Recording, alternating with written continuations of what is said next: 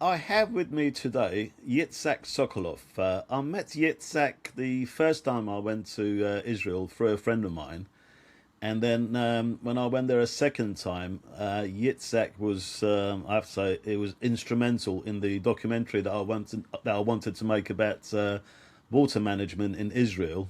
I can really say without Yitzhak's help, we couldn't have done it. Yitzhak, but you do a few things, don't you? Do you want to introduce yourself? Sure, Potkin. First of all, it's nice to see you again. Um, we met in the context of doing the documentary that you worked on the culture of the water culture of Israel, and to contrast the situation in Israel with the situation in Iran. And we spent a week running around the country interviewing people who were involved in purifying water and get in solving the problem that for Israel used to be a major headache. And also, we met a whole group of people who had worked in Iran before 1979 and shared their impressions and their nostalgia for the experiences that they had there. And I did that in the context of my role as a tour educator that works in the field. I run a company that does educational travel programs and seminars in Israel. And I also spend a good amount of time thinking and writing and speaking with people about the political challenges of living here, of political culture of Israel and the Palestinians, and um, and generally, how do we make this into a place that we are proud of and that will be safe and pass it on to our children and grandchildren in better shape than it's in today. And the reason I'm talking to you today on this podcast is because I want to get a feel of what it's like living in Israel right now when we're into the third day of the war between America, Israel, and Iran. Obviously, Iran has fired back some missiles at Israel. Has that changed your life since the war started? Well, I would say the irony is that I think the overwhelming emotion is a sense of relief that we are finally taking on the challenge of ending what is a strategic threat to our very lives and has been for the last 2 decades at least. Um, and even if there's a price to be paid, and unfortunately there has already been a high price that people are paying, what one doesn't hear on the streets of Israel is, oh, let's get this over with as quickly as possible. What one hears is, let's hope that we will be able to see this through. Um, a lot of pleasure in the fact that we're not alone in this case, that the United States is behind us, or let's say alongside of us, and hope that we are all able to get to the end of this and also to bring about or to bring back the relationship that we used to have with Iranians. There is no sense of, oh, those terrible Iranians who are bombing us and how horrible the Iranians are because they're shooting missiles that are killing our children and our elderly. Um, there is a sense that the regime that is in power, which has murdered tens of thousands of its own citizens, would be very pleased to murder millions of us. And if we can get rid of that regime and go back to where we were with our relationship with Iran before 1979, then that would be almost messianic for those of us who've lived. For many, remember, anybody under the age of 20 and 30 in Israel, maybe 40 even, has no recollection of there ever having been a time where the Iranians weren't trying to destroy, where the Iranian government wasn't trying to destroy us. To remove that from the playing field would be an amazing thing. And people are willing to have patience and they're willing to pay a price. Um, Even though I must say there's a sense that, death can rain down from the sky at any moment. And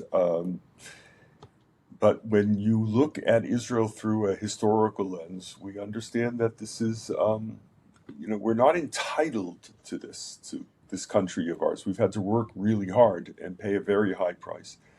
And I think Israelis are willing to pay that price in order to have a better future. Yeah, it's an interesting situation, isn't it? Because you have two nations that have long tradition with each other. History goes back to more than 2,000 years ago. And on paper, there shouldn't be any problems between them. And you pointed out to the good relations that Iran had with Israel. And then all of a sudden, um, Iran becomes an existential threat to Israel, and Iran wants to wipe Israel off the map. And to most average Iranians, it's bewildering because you say to yourself, well, we don't have any territorial dispute with Israel. Um, Israel doesn't want to rename the Persian Gulf as the Arab Gulf. I've never heard any Israeli officials refer to Persian Gulf as Arab Gulf. Israel is not after the disputed islands in the Persian Gulf. Why exactly do we have to be enemies with Israel? Um, and I actually Absolutely. remember before the revolution when Iran used to play football matches with Israel. And most of the time, Iran and Israel would get to the finals, and there were some of the most exciting matches. And I always used to go to these football matches with against Israel, and I remember them as just like joyous, happy sporting events. Um, what what exactly happened? Why these new people that took over Iran in 1979 became so obsessed with destroying Israel to the point of sacrificing their own people? It's, I think it's something, you have been studying your whole life and probably even have a better sense than I do. From our perspective, um, a group of people who aren't thinking about this is not the rational actor theory of politics. How do you make life better for the citizens of your country? How do you even ensure the stability of your regime? It's also probably not about scapegoating, which is an old anti-Semitic trope that goes back over 100 and more than 130 years ago, with the Russian government scapegoating the Jews because it was doing such a miserable job of running the country. It became easier to blame the Jews for all the problems. The Iranian government doesn't blame Israel for all of its problems. It has an approach that says the very existence of a Jewish state on any land that was ever controlled by Muslims is a blasphemy. But the language is a religious language. For people who are not religious, it's a totally irrational language. For people who live, as I do, in a religious community, in a religious tradition, we understand that there is a rationality of theology, but we also know its limits, of the limits of that rationality, and we certainly don't allow it to bring us to the point of mass murder or risking our fundamental existence. There's a concept in Judaism of that you should live by the law. That is to say, we don't follow the law in order to commit suicide. Whereas the Iranian leadership seems to be living in not only in a different century, in a different millennium, almost in a different dimension of living in the world to come. It's almost as if what they're trying to accomplish is not based on what happens in this world, but how they will explain themselves in the world to come. They have cast Israel and the United States as the ultimate in evil, and feel for some reason that they have a obligation um, to remove Israel from, or any Jewish state, from the realm of history. It's it's very hard for people to accept that you can have a situation like this, because it doesn't make sense. If we all say to ourselves, if I was the leader of Iran, I would, of course, um, develop nuclear weapons only in order to defend myself against the Israelis and the Americans. And that's why his generations of negotiators have tried um, to incentivize the Iranian governments by giving them some level of possibility of processing uranium, for instance, developing plutonium. Because their assumption is, well, we can't believe that these people are all about destroying Israel or destroying the United States. It just doesn't make sense. So therefore, we're going to assume that they have another logic. But the challenge and the sad thing is that evidently they don't. Um, I assume that if you were to ask the leadership of the present leadership of Iran, if they were willing to not only to kill 8 million Israelis or 10 million Israelis, including Arabs, Muslims, but are they willing to sacrifice 30 million Iranians in order to accomplish this? In all likelihood, they would say yes. And it's very hard for those of us who live in liberal, particularly democratic, relatively secular environments to get our heads around this. But that seems to be the realities that we're dealing with. Israel is absolutely no threat to the national interests of Iran. We don't teach our children in Israel that the long-term requirement of Judaism is to erase Iran from the map.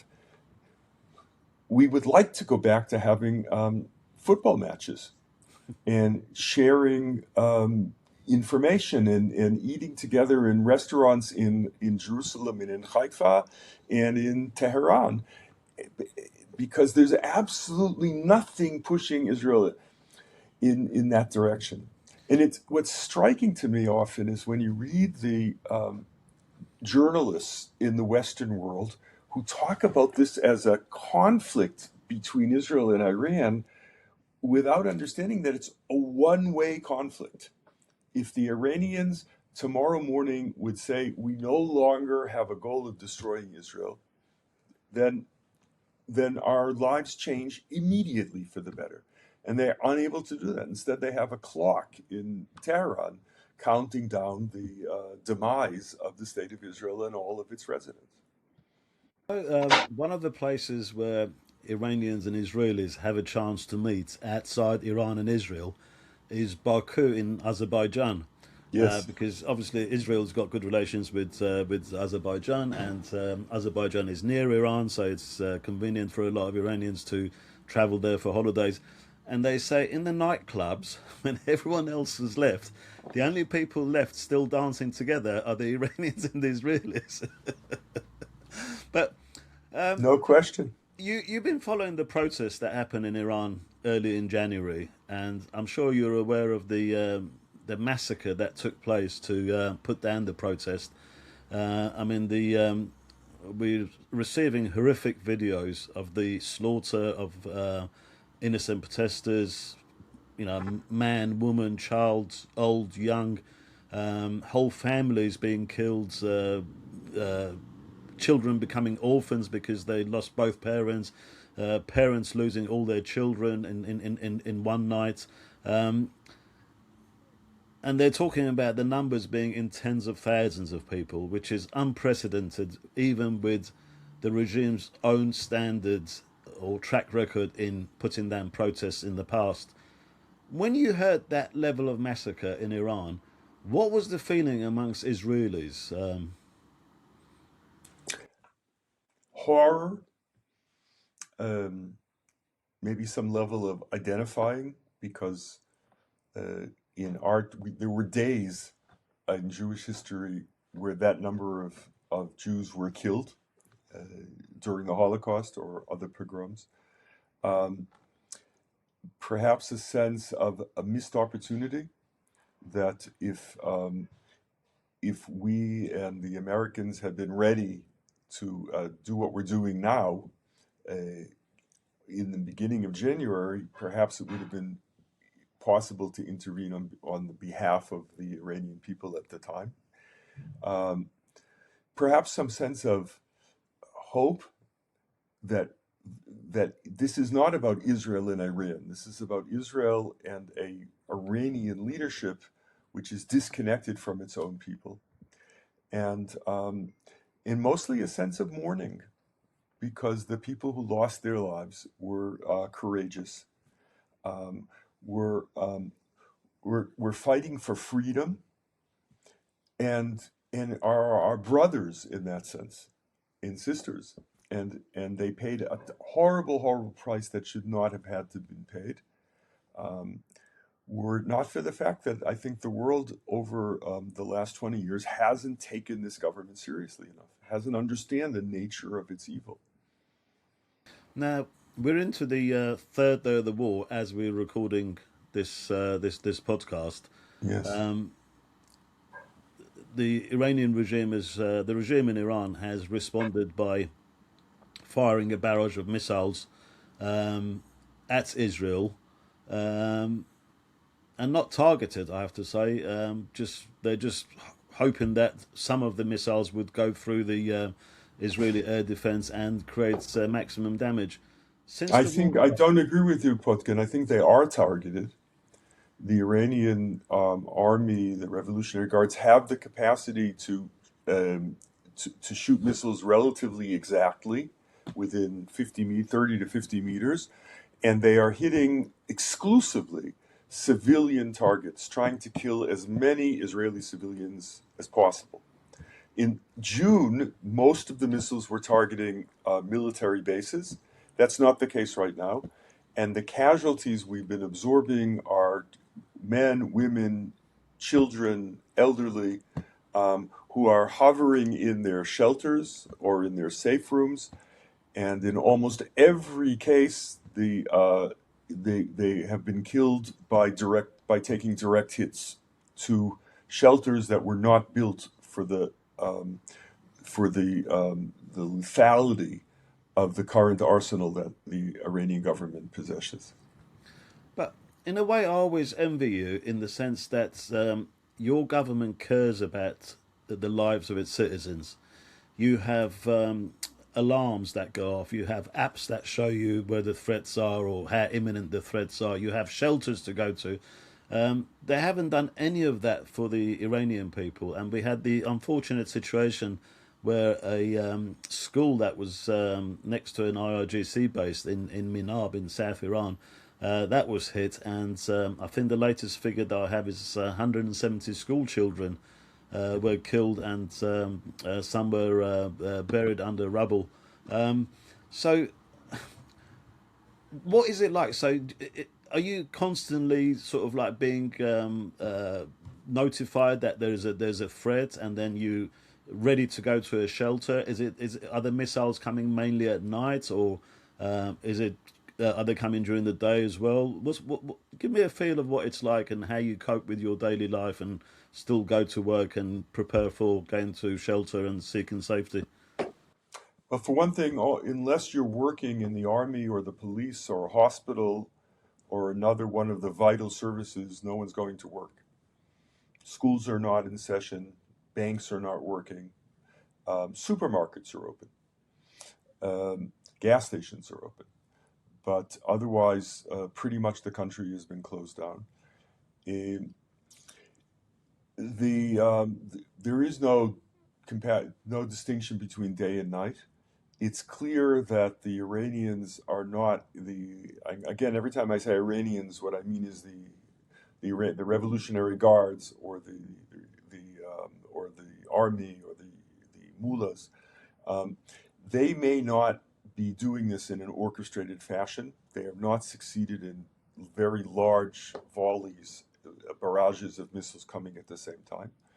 Um, in- Actually, compared to the last the 12-day war, are there less missiles being fired at Israel or more? I think there are less, and they're coming in smaller groups, so they're easier to shoot down. And on the other hand, no system is hermetic. And a Filipino woman who refused. She came as a caretaker for an elderly Jewish woman, refused to leave her, and they were unable to get to the shelter, and she was killed in Tel Aviv. Nine members of a couple of families in Beit Shemesh were killed the day before yesterday in a shelter underneath a synagogue. The synagogue was obliterated. Yesterday, over 100 Israelis were wounded. Fortunately, only one severely in Beersheba. And even an hour ago, there was a missile that split into 12 different warheads and hit 12 different places in the center of the country. Knowing that basically it can come in any time, day in or day or night. There were nights where we were up at 12 o'clock, at 2 o'clock, at 6 o'clock, in and out of shelters. The people who have safe rooms, fortified rooms in their homes, generally sleep in those fortified rooms. Those, like myself, our family have an older house and it doesn't have a fortified room, so we go down to the neighborhood shelter. And I would say that the change is that and the difference between what happens here and what's happened historically is that we get what's called a warning of a warning. So as soon as a missile is shot in Iran, it goes towards the atmosphere and turns around and starts aiming towards Israel. We already are informed that missiles have been shot. The tracking system goes after, figures out what the trajectory is, and as the trajectory becomes clearer and clearer, warnings go out throughout Israel that your neighborhood or your city or your area is going to be is in danger. And then a few minutes before, when it's already clear where they're going to land, then sirens go off. So we've been prepared. We have 10, sometimes 15 minutes to go to prepare ourselves to go into the shelters or into our safe rooms. And generally, we're supposed to be in those safe rooms at the time of the siren and when things hit. Almost every time it happens, we hear as we're going into the safe room or the shelters, we can hear the interceptions going on. So you hear explosions, generally explosions of interceptions, and then the big problem is shrapnel, which can take 10 minutes to fall, and if it hits you, it's not a good thing. But for those who are hit directly by the missiles, then it happens pretty much simultaneously with the sirens, and if it's a direct hit, there's almost nothing you can do. So we sort of, on the one hand, are trying to get through this. People in the shelters, sing together. In the one that we go to, that we have a piano, an electric piano. My daughters come with a flute and a violin, and everybody is singing and dancing. And on the other hand, we all know that down the road, another shelter was hit and obliterated. So you do as much as you can, particularly when you have children, to prevent them from entering the zone of panic. And the other hand, you want to be responsible and do everything as quickly as possible. Now, Israel being a democracy, there's always different voices about every event, everything that happens there.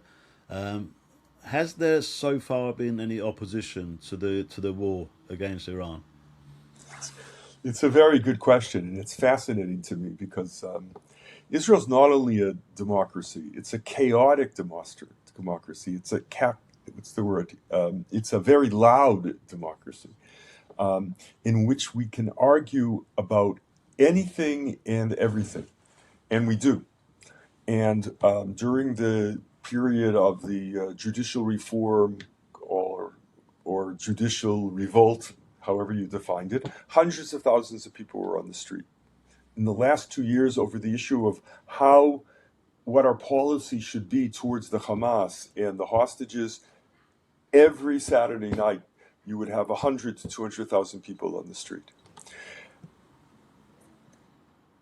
Today, from what I can see, there is no public demonstration or expression of any opposition whatsoever. Not only are the political parties rallying behind the government and saying there's no such thing as an opposition, there's only Israel together fighting this war, but everywhere you go, you see this sense of, if anything, we're worried that it will end too soon. Um, there, it's true that some of the left-wing newspapers are finally finding the means to attack the government in the midst of this, which is certainly understandable. But the attacks go to the level of, well, we should have done this earlier, or we shouldn't allow this to divert ourselves um, from the other problems that we have. In other words, people would like to see Netanyahu lose the next election, still want to see Netanyahu lose the next election, and are afraid that there'll be a wave of public support if we win this war. And yet, everybody wants to win the war. The leader of the most articulate left-wing political party in Israel, now it's called the Democratic Party, it used to be the Labor Party, Yair Golan, who is a former general in the Israeli army and has been an advocate of the two-state solution for Palestinians and a ferocious critic of the government. His critique of Israel's policy with Iran is it took us too long to do what we're doing today. So on this issue, I would say you have virtually unanimous agreement that what we're doing needs to be done. Remember, the Iranian leadership was evidently trying to get 8,000 missiles, each of which has the capacity to kill hundreds of innocent Israelis. You'd have to be out of your mind not to see that as an existential threat, and Israelis are not out of their minds. If the war prolongs, do you think it'd be the same? Do you think that how long are you prepared for this war to go on? Because, like you say, you're not going to work. This can't continue for very long. Are you expecting a short, quick victory? Or are you prepared if it goes into months, or do you think that's unlikely? Um, I mean, if you're asking me personally, and I would think that I represent here a good number of Israelis, I would say almost everyone, but from my experience.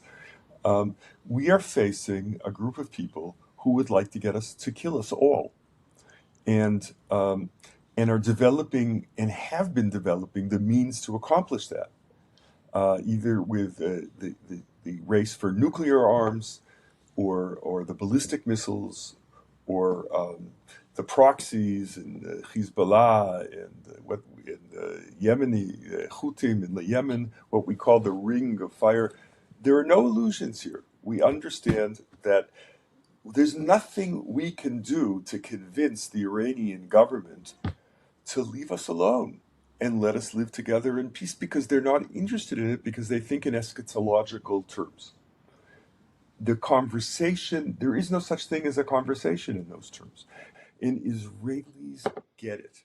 Israelis on the left, in the center, on the right, for all the arguments about how we live with the Palestinians, none of that exists with the question of the Iranians. There's no sense that if we were to turn over and play and be nice, then the Iranian government would take down that clock in Tehran that's counting off our demise.